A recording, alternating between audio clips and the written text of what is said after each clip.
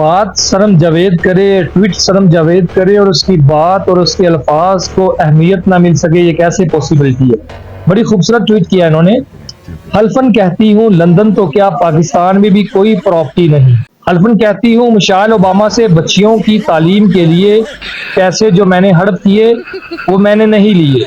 हल्फन कहती हूँ वोट चोरी करके फॉर्म 47 पर नहीं आई। हल्फन कहती हूँ आज तक एक भी बड़ी सर्जरी नहीं करवाई, बस छोटी छोटी करवाई है।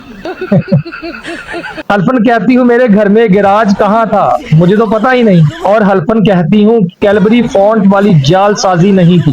और हल्फन कहती हूँ डॉन लीग से मेरा कोई ताल्लुक नहीं। और लास्ट में हल्फन कहती हूँ मैं यहाँ तक कुछ उठाकर मारकर झुकाकर नहीं पहुंची।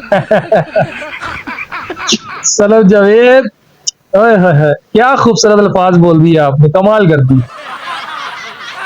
Thank you so much, thank you so much.